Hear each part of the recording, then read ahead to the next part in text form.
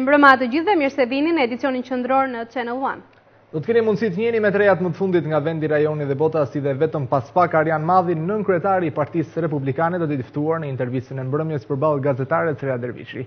Dhe me njerë pa umburko, vjoj me materialin e parë të përgatitur për ditën e sotme. IPR Marketing dhe Televizioni Ora News sillin sot sondazhin e tretë për zgjedhjet e datës 23 qershor. Përveç sondazhit në rang kombëtar, sot në mbrëmje në emisionin Tonight i Vatare do të publikohen edhe të dhënat për qarkun e Fierit me 16 mandate.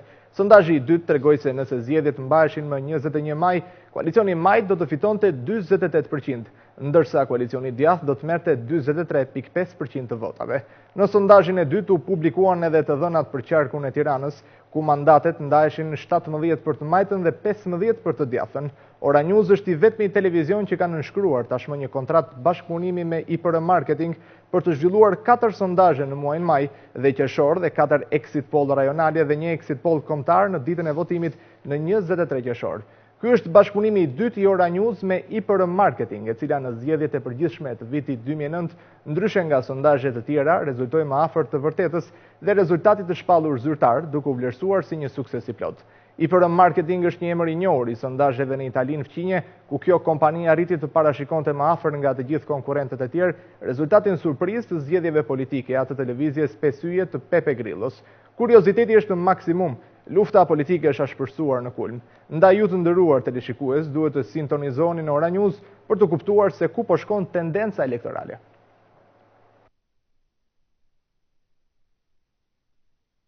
Do të shkojmë tani në një lidhje të drejtë për drejtë, ku zoti Ilir Meta, kryetari i Lëvizjes Socialiste për Integrim, prezanton programin për punësimin për të rinj. E ndjekim së bashku. Kështu që zhvillimi i sektorit privat mendoj që mbetet mjaft i rëndësishëm për të tërhequr gjithnjë më shumë prindë të reja që studiojnë jashtë vendit. Dhe kjo politikë tërheqje, investimesh të huaj, investitorësh në mënyrë veçantë apo edhe mbështetje për investitorët dhe supermarketet të vendos, sigurisht që jep një prioritet atyre që kanë studiuar jashtë, që kanë një eksperiencë, që kanë gjuhë të cilat i flasin shumë mirë, që kanë kulturën njëkohësisht edhe të punës të këtyre vendeve, dhe sektori privat ynë ende ka probleme për sa i takon kapaciteteve menaxhuese dhe sidomos në drejtim të marketingut, prandaj unë shikoj të gjitha mundësitë të hapura dhe të gëshetuara me njëra tjetrën.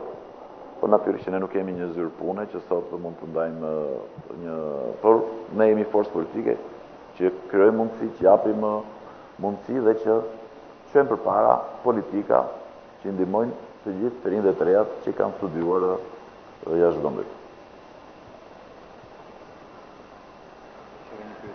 Përshëndetje, quaj me Endri, kam uaruar juridikun në Romë dhe pyetja ime kishte lidhje me diçka, me një temë që ju kapët paka shumë dy herë, dhe kur folët për Klajtën edhe me emrat që nuk përmendet në administratën publike. Domethënë, personalisht kisha dy miqtë që sot do donin të ishin këtu. Personalisht kisha dy miqtë që sot do donin të vitin këtu për probleme që kishin frikë mund të dilnin në televizion apo diçka. Normale. Nuk u paraqitet. Tani paka shumë u tha ligji për administratën publike që sësi do bëhet me konkurim. LSI-ja dhe Partia Socialiste, domethënë koalicioni juaj, çfarë ofron lidhje me këtë çështje? Do ketë më tilla probleme? Dhe pyetje më konkrete, vendimet e gjykatës kur t'i japi për shembull drejt një punonjësit të administratës publike që është larguar nga puna pa drejt. Koalicioni juaj do mjaftohet thjesht me rimbursimin, po nuk do ripunësohen apo do rikthehen përsëri në atë postë që ishin, siç bëhet në pjesën tjetër të botës. Po, lidhur me këtë çështje, unë duhet të theksoj rëndësinë që merr konsolidimi i administratës publike një plan afatgjat. Sepse lëvizjet e vazhdueshme në administratë do të thotë më radh parë ndërprerje projekteve të vetë qeverisë, të vetë donatorëve dhe të partnerëve ndërkombëtar, sepse çdo ministri, çdo institucion ka një bashkëpunim, ka projekte të ndryshme, do të thotë një ngadalësi në vetë zhvillimin e politikave qeverisë apo zhvillimin e projekteve dhe kështu me radhë. Në këtë drejtim, gjithçka do të vlerësohet në bazë të ligjit, absolutisht, dhe respekti për zbatimin e ligjit do të jetë prioritar për lëvizjen socialiste për integrim. Ishte zoti Ilir Meta në bashkëbisedim me të rinj, ju njohim me një tjetër zhvillim. Avokat Spartak Ngjela ka konfirmuar drejtimin e Ministrisë së Drejtësisë nëse Partia Socialiste do të vijë në pushtet. Në një intervistë për Channel One, ai ka deklaruar se drejtimi i këtij dikasteri është pjesë e marrëveshjes që vetë ai ka bërë me Ramën, që në vitin 2009, kur Partia Ligj dhe Drejtësi ju bashkua të majtëve. Sipas Ngjelës, asnjë nga aleatët nuk ka të drejtë të reagojë për sa kohë kjo është një marrëveshje e tillë drejt për drejt me kreun socialist. Spartak Ngjela konfirmon deklaratën e një dite më parë nga lideri socialist Edi Rama se ai do të kryesojë dikasterin e Ministrisë së Drejtësisë në qeverinë Rama, nëse e majta do të fitojë këto zgjedhje. Në një intervistë për Channel One, aleati të majtëve dhe kreu i Partisë Ligj dhe Drejtësi Ngjela hedh poshtë të gjithë zërat që flasin kundër tij për të drejtuar Ministrinë e Drejtësisë, duke deklaruar se kjo çështje është pjesë e një marrëveshje që vetë ai ka bërë me Ramën, që në vitin 2009 kur Partia Ligj dhe Drejtësi ju bashkua të majtëve. Ka deklaruar Rama, kryeministri, që është problemi i tyre. Unë them që unë kam bërë marrëveshje me kryetarin e Partisë Socialiste për shtetin, për reformën në shtet. Dhe marrëveshja jonë ka qenë që unë do jem pjesë e qeverisë Rama. Edhe ai e deklaroi që është pjesë e qeverisë Rama. Nuk ka më asnjë diskutim tjetër. Petro Koçi dhe Arben Mala janë dy zërat kundër idesë së Ramës që Ngjela të drejtojë një postë të tillë ministror, me argumentat se Ngjela është i djathtë në filozofinë e tij dhe se duhen 20.000 vota për të fituar një post ministror. Petro Koçi në një deklaratë publike ka thënë se nuk e besoj se Ngjela do të bëhet ministër i qeverisjes së ardhshme të Partisë Socialiste me aleatët. Ai është i ekstremit të djathtë dhe është më i djathtë se Berisha. Në këtë mënyrë ai nuk mund të jetë një ministër i një qeverie të majtë, programi i së cilës nuk ka asgjë të përbashkët me ekstremin e djathtë. Po ashtu ka reaguar edhe kandidati i pavarur Arben Malaj. Sipas tij, qeveritë e shokëve dhe të miqve janë të dështuara. Vendi kërkon rotacion. Vendi po përballet me sfida të vështira ekonomike dhe politike. Vendit dhe Vlorës mund t'i shërbejnë ata që e duan dhe i përkushtohen, dhe jo ata që servilosen dhe rreshtohen në listat e kryetarëve. Qeveritë e shokëve dhe të miqve janë qeveri të dështuara. Në çdo vend demokratik kandidojnë dhe fitojnë kandidat të pavarur, pikërisht sepse kryetarët e partive dhe deputetët manekin e dëmtojnë demokracinë dhe e thellojnë krizën e vendit të tyre. Shkruan Malaj në Facebook. 2 ditë më parë, Ngjela i bëri apel liderit të opozitës që të bëjë publike marrëveshjen sipas të cilës kreu i Partisë Ligj dhe Drejtësi merr një post ministror, gjë që u pohua edhe nga vetë Rama në një bashkëbisedim me gazetarët. Burime e brenda Partisë Socialiste bëjnë me dije se kreu i Partisë Ligj dhe Drejtësi do të jetë ministri i Drejtësisë nëse e majta fiton në zgjedhjet e 23 qershorit. Policia e Korçës ka ndaluar një 60 vjeçari dyshuar të ketë kryer marrëdhënie me një të mitur. Vangel Hoxha, sipas uniformave blu, dyshohet të ketë abuzuar seksualisht me një 12 vjeçare. Policia e qarku të Korçës ka vënë në pranga një 60 vjeçar që dyshohet të ketë ngacmuar seksualisht një të mitur në qytetin e Maliqit. Mëngjesin e sotëm, policia ka bërë të mundur arrestimin e shtetasit 60 vjeçar Vangel Hoxhaj, i cili dyshohet të ketë ngacmuar seksualisht të miturën 12 vjeçare me iniciale ED. Kanë qenë prindërit e 12 vjeçares, të cilët kanë ngritur padi penale ndaj 60 vjeçarit Hoxhaj në akuzën e ngacmimit dhe ndjekjes së vajzës së mitur, duke i thënë fjalë provokuese dhe banale. Policia e Korçës ka nisur menjëherë hetimet paraprake për zbardhjen e plotë rrethanave të ngjarjes dhe sipas dëshmive të marra nga policia, në zonën ku banonte 60 vjeçari Vangel Hoxhaj, veprimi që dyshohet të ketë kryer me të miturën 12 vjeçare përbënte një fenomen të njohur për to. Këtë konstatim e ka vërtetuar edhe bashkëshortja e tij Burbuqe Hoxhaj, e cila pohon se ka patur ankesa tërherë pashershme nga persona të ndryshëm për sjelljen e pahishme të bashkëshortit të saj. Ajo dyshon se bashkëshorti i saj 60 vjeçar prej 3 vitesh vuan nga çrregullime psikike pas një aksidenti që kishte bërë, pasi në familje nuk kishte shfaqur ndonjë problem. Sipas burimeve jo zyrtare, ka gjasa që i pandeurit të mos dënohet për shkak të gjendjes së rënduar psikologjike të tij. Ndërsa policia po vijon hetimet, dyshohet se i akuzuari ka ngacmuar edhe 2 të mitura të tjera, të moshës 8 dhe 13 vjeç, me inicialet OZ dhe MZ. Zëdhënësja e kryeministrit Berisha dhe deputeti socialist Arbeni Saraj kanë replikuar sot në distancë me një tentativë për të nxjerrë nga rruga automjetin ku udhëtonte stafi i zyrës së shtypit të kryeministrit. Në rrjetin social Facebook, Erlam Hilli akuzoi deputetin i Sarajit për këtë çështje, i cili po në Facebook e mohon një akuzë të tillë, duke thënë se gjithçka është një halucinacion që vjen nga paniku i humbjes. Zëdhënësja e kryeministrit Sali Berisha, Erlam Hilli, ka denoncuar sot përmes profilit të saj në Facebook një makinë e cila ka tentuar ta nxjerrë nga rruga autometin ku udhëtonte ajo me stafin e zyrës së shtypit. Sipas saj, makina e zëdhënëses së kryeministrit Berisha ka qenë duke shkuar drejt Roskovecit në takimin elektoral të radhës. Nëpërmjet Facebookut thuhet se policia ka identifikuar makinën dhe evidentuar deputetin e Selisë Roz, Arbeni Saraj. Në njoftim ajo shkruan se rrugës për në Fier në autostrad një makinë me vedije të plot pasi na u afrua dhe pa kush ishte në makinën tonë, tentoi të na nxirrte nga rruga makinën ku udhëtoja unë dhe zyra e shtypit. Policia e ndalon në dalje të Fierit dhe kush ishte. Deputeti i Partisë Socialiste Arbeni Saraj, as që dua ta di as për vëllain që ka kriminal dhe burgaxhi, as për atë vet, atë që është deputet. Këtu do të lahen të gjitha. Menjëherë pas kësaj ka ardhur reagimi i deputetit socialist i Saraj, ku përmes rrjetit të tij social në Facebook i ka konstatuar thjesht shpifje dhe halucinacione. Sipas tij nuk mbulohet paniku me gjethje fiku. Shpifjet dhe paniku po shoqërojnë të gjithë fushatën elektorale të qeverisë që po ikën. Ai deklaron se zëdhënësia e kryeministrit ka shpikur sot një skenar halucinant aksidenti, sipas të cilit unë jam vënë pas në rolin e kamikazit për të azgjësuar fizikisht dhe për të rrëmbyer fjalimin e Roskovecit. Ai akuzon Mhillin se sindroma e shefit të blinduar duket se e ka prekur dhe çupëzën me fantazi të shfrenuar. Sipas tij, sinjali majtas është sinjali parakalimit, sinjali djathtas është sinjali hapjes së krahut dhe uljes së shpejtësisë. Njoftimin e tij në Facebook ai e mbyll se Zoti ju ruajt e ju shpëtoft nga sindroma e parakalimit të shpejt politik. Partia Socialiste ka konkretizuar me padi penale shqetësimin e saj për pjesëmarrjen e detyruar të administratës në mitingjet e fushatës së zgjedhore. Nën sekretari për çështjet zgjedhore në Selin Roz, Bledar Çuçi, ka dorëzuar sot në mëngjes kallëzimin penal në prokurori. Nga rrjeti i tij social Twitter, reagoi për këtë çështje dhe kryetari i Partisë Socialiste Edi Rama.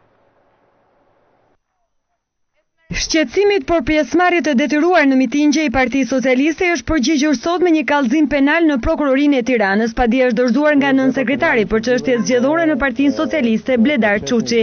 Në padi denoncohen disa nga drejtuesit e institucioneve që detyrojnë vartësit e tyre të marrin pjesë në fushat. Sot u paraqitëm para prokurorisë rrethit Tiranë për dorëzuar le të quajmë kallëzimet e para për vepra penale që lidhen me procesin zgjedhor dhe me zgjedhjet e 23 qershorit. Kërcënimet apo shtrëngimet që zyrtarë të ndryshëm të shtetit kanë ushtruar ndaj vargëve të tyre për pjesëmarrje në fushatën zgjedhore. Më herët kryetari i Partisë Socialiste Edi Rama ka përsëritur sërish faktin se me ardhjen e socialistëve në pushtet do të ndëshkohen publikisht gjithë drejtorët që detyrojnë mësues e nxënës të shkojnë në mitingje të pushtetit me zor. Në një postim në profilin e tij në Twitter, Rama ka falendëruar dy mësuesit të Roskovecit që sipas tij kanë denoncuar drejtorin e shkollës. Faleminderit dy mësuesve nga Roskoveci, denoncuan drejtorin që i kërkon me zor të dalin në mitingun e Saliut. Ky soi fanatikësh do të ndëshkohet publikisht, shkruan Rama në Twitter. Kryetari i Partisë Socialiste Edi Rama ka replikuar në distancë me kryeministrin Berisha për sa i përket antarësimit të Shqipërisë në NATO. Sipas Ramës, Berisha gënjen kur thotë që reformat e qeverisë e quan vendin në NATO. Në vijim të takimeve elektorale nga Maliqi, kreu i Partisë Socialiste Edi Rama u ka bërthirrje banorëve të votojnë për Partinë Socialiste, duke hequr dorë përfundimisht nga qeveria e shpresave të vrara dhe ëndrave të parealizuara. Ai ka theksuar se kryeministri Berisha mashtron shqiptarët për antarësimin në NATO. Kur hyri Shqipëria në NATO? Hyri këto 4 vjet apo hyri përpara zgjedhjeve të shkuara? O pse mor zoti kryeministër në ikje që shqyqyr që po ikën? Sa herë do ketë zgjedhje? Do të thua shqiptarve që i futen NATO, duke thënë 2 gënjeshtra në të njëjtën kohë. E para se në NATO nuk i futen zotrote. Në NATO Shqipërinë e futën Shtetet e Bashkuara të Amerikës, miq dhe partnerët tanë, fal ti populli që prej vitesh e meritonte. Rama nga Maliqi është përgjigjur edhe akuzave të kryeministrit Berisha për heqjen e TVSH-s për ushqimet bazë. Ne flasim për 5 produktet bazë që mbajnë gjallë frymën e një familje. Saliu thot, si do hiqen taksat për 95% shqiptarve. Kjo është katastrofë. Taksat nuk do hiqen, por do ulen. Patjetër do ulen për 95% shqiptarëve. Krye socialisti Rama u bëri thirrje banorëve të votojnë Partinë Socialiste si qeverinë, që pas 23 qershorit do të qëndrojë pranë dhe jo të ju hyjë në qafë si gjyshi me antiplumb. Kryeministri Berisha ka vjuar me takimet në qarkun e Fierit. Gjatë takimeve në Golem dhe Roskovec, ai ka premtuar më shumë investime në bujqësi dhe më shumë fonde për fermerët. Berisha akuzoi edhe një herë Ramën, duke thënë se ka qenë bllokues i antarësimit në NATO dhe të atij në Bashkimin Evropian. Roskoveci ka qenë ndalesa e radhës e kryeministrit Berisha për prezantimin e kandidatëve për deputet. Gjatë fjalës së tij, Berisha u ndal tek arritjet gjatë këtyre 8 viteve dhe ironizoi kryesocialistin për qëndrimet e tij kur vendi u antarësua në NATO. Sipas Berishës, Rama ka qenë bllokuesi në antarësimin në NATO dhe në marrjen e statusit të vendit kandidat. Vetëm para 3 ditësh do t'u deklaroj shqiptarëve NATO jashtë natë dhe s'është as buk as ujë as punë. Duhet të them këtu zotërisht se NATO është liri kombëtare e garantuar përjetësisht. Se NATO është investime, është vend pune, është mirëqenie, është e ardhshme. Nga Golemi i Kavajës, ku kryeministri Berisha inauguroi nisjen e punimeve për rikonstruksionin e rrugës Qerret-Karpen, theksoi se fal uljes së taksave u bë mundur rritja e biznesit në vend, si dhe u trefishuan eksportet. Ne kemi ndërtuar dhe rindërtuar në Shqipëri mbi 10.000 kilometra rrugë. Zotimi ynë është, aty ku ju jetoni do keni infrastrukturë të njëjtë me lagjet e qyteteve. Ja dolem të 2 dhe 3 fishojmë, të rrisim 2 herë pensionet të fshat, të rrisim me 120-150% rrogat e infermierëve dhe mjekëve. Ja dolem në këto vite që turizmi në Karpen dhe në mbarë Shqipëri të rritet 13-14 herë. Kryeministri u zotua se shumë shpejt do të nis puna për ujësjellsin e Qerretit, si dhe do të asfaltohen të gjitha rrugët në çdo skaj të Kavajës në 4 vitet që do të vinë. Kush kryen krime në familje dhe për motive gjakmarrje nga sot do të dënohet jo më pak se 30 vjet burg. Me hyrje në fuqi të paketës së re penale, Ministri i Drejtësisë Eduard Halimi, duke cilësuar këtë si paketën më të ashpër në 20 vjet, ka theksuar se ajo përbën një garanci më shumë ndaj jetës së qytetarit dhe sigurisë publike. Hy në fuqi reforma penale e vlerësuar si më e ashpra në 20 vitet e fundit për ndëshkimin e gjakmarrjes, dhunës në familje dhe ndaj forcave të rendit. Ministri i Drejtësisë Eduard Halimi e ka vlerësuar atë si një garanci më shumë për jetën e qytetarëve. Paketa parashikon edhe ndalimin e përfitimit nga uljet e dënimit. Dënimi do të kryhet ditë më ditë, duke u përjashtuar tërësisht nga çdo lehtësi, përjashtuar këtu dhe lirimin para koha me kusht. Gjatë fjalës së tij, Halimi u shpreh se një reformim i paketës penale do të sjellë risi edhe në marrëveshjen prokurori pandehur. Ndërsa i pyetur për ngërçjen e procesit ndaj të akuzuarit Dritan Dajti, kreu numër 1 i ministrisë, u shpreh se çështja është mjaft e qartë dhe se asnjë nuk do t'i shpëtojë ligjit dhe dënimit. Çdo avokat që do të mbrojë atë i caktuar nga gjykata apo i zgjedhur prej tij, ai do të paguhet nga shteti shqiptar. Nuk ka asnjë lloj mundësie juridike që ai t'i shpëtojë dhe kushdo t'i shpëtojë ndjekjes penale, t'i shpëtojë dënimit. Prej më shumë se 2 vite, procesi ndaj Dritan Dajtit është shtyrë për mungesë të avokatëve mbrojtës. Her pas here Dajti ka sfiduar sistemin e drejtësisë se nuk është në gjendje t'i garantojë mbrojtje ligjore që kërkon ligji. Një ngjarje posaçërisht ka ndodhur pranë ambasadës italiane në Tiranë. Një 69 vjeçar ka kërkuar sot ndihmën e autoriteteve për të përfituar njohjen e kontributeve në sigurimet shoqërore që ka dhënë prej 12 vjetësh në Itali. Sipas tij, autoritetet në Shqipëri e kanë adresuar tek ato italiane të cilat deri më sot nuk i kanë kthyer përgjigje. I dashur zoti Napoletano kërkoi të më njihni të drejtat e mia.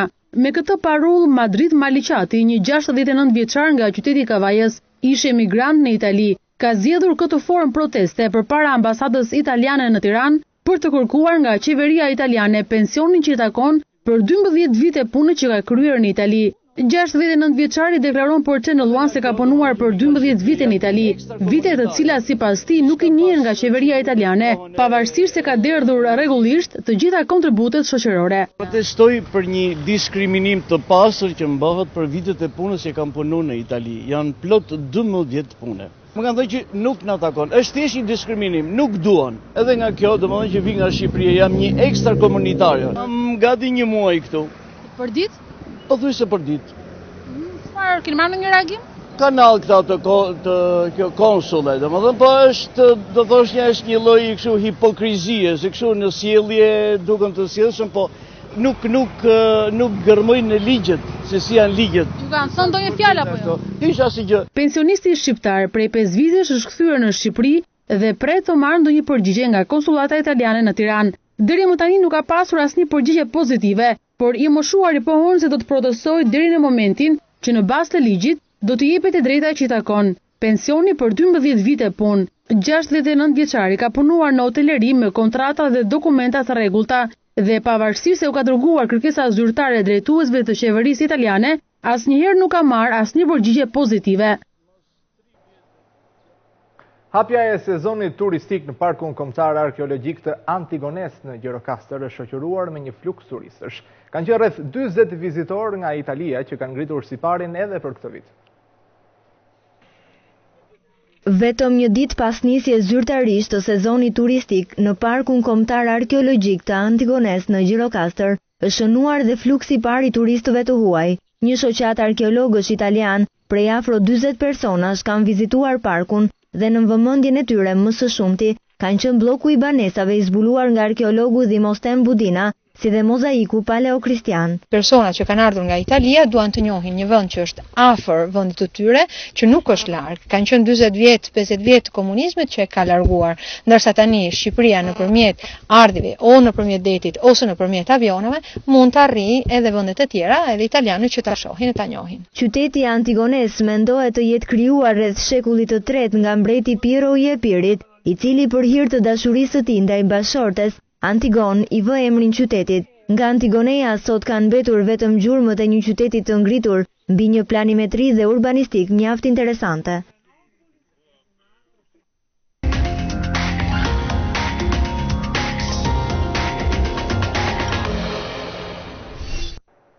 Dhe është momenti të ndjekim një blok informacionesh nga fushata zgjedhore.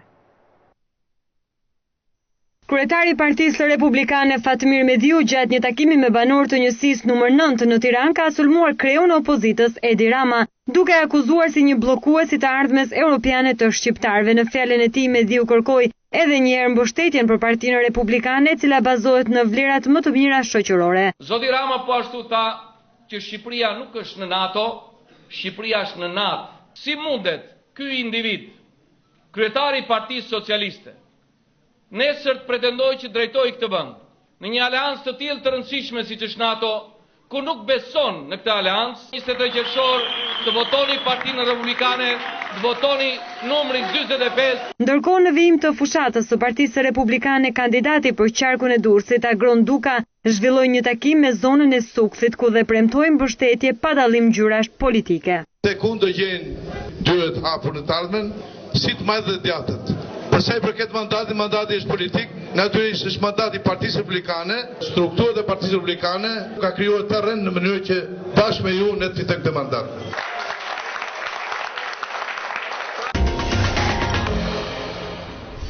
Zgjedhjet e 23 qershorit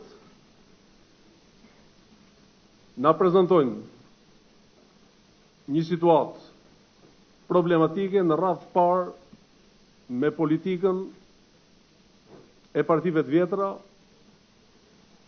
dhe unë dua të jemi drejt dhe I drejt për drejt.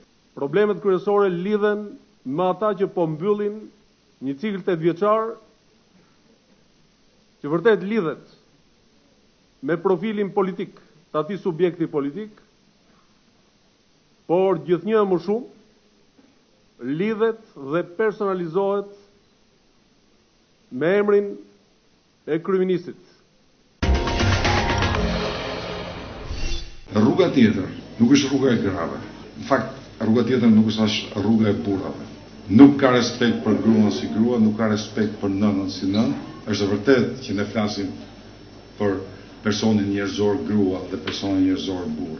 Dhe mbi këtë bazë të burrit dhe të gruas ndërtohet familja. Ju duhet vini të votoni për uljen e çmimit naftës me 800 lekë gjysej nga ai çmim që sot, për uljen e gjithë çmimeve të imputeve të bujqësisë, të makinerive bujqësore, të taksës doganore për makineritë bujqësore, për ngritjen e pagës agrare, për kreditimin e fermerëve. Ne vim pas 8 vitesh, Shëngjini ka ndryshuar goxha. Në këto komunë janë investu gjatë këtyre viteve, nuk po përmend investime më të pashme, po gjatë viteve të fundit mbi 20 milion euro. Kemi shëtitoren e cila përfundon, është investuar impjanti pastrimit ureve xeza. 8 vjet me Saliun, është kjo që është, po u gdhi prap 24 me Saliun, do vazhdoj kështu. Ose është mundësia që të vendosim një qeveri tjetër. E vetë nga gjë që vleti Sali Berisha, dhe për cilën do t'i themi falenderit në këto 8 vjet, është falenderit Sali, tani e dim se si nuk duhet qeverisur një vend. Ta kesh prioritet punësimit, do të thotë që me gjitha politikat e tjera, qofshin politikat arsimore, politikat e nxitjes punësimit, të jenë në funksion dhe në përfitim të të rinjve, që të rinjt tjenë ata që përfitojnë më shumë nga punës. Krijohet kërkesë në tregun e punës për punësim.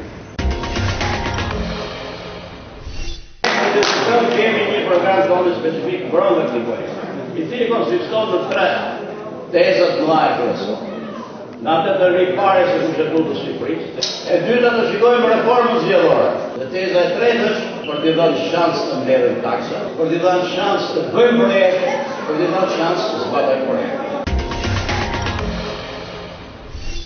Problemi i Çamërisë do nis të trajtohet në mënyrë të vendosur me dinjitetin e duhur. Ai do trajtohet si një çështje kombëtare mbas 23 qershorit dhe do jetë një çështje serioze e politikës së shtetit shqiptar.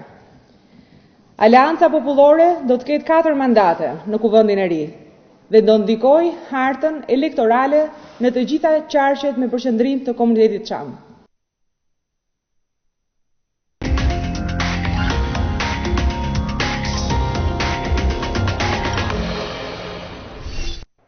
Vjojmë të me të tjera materiale. Në ditën e parë të grevës së urisë, duket sikur qeveria turke ka bërë një hap pas.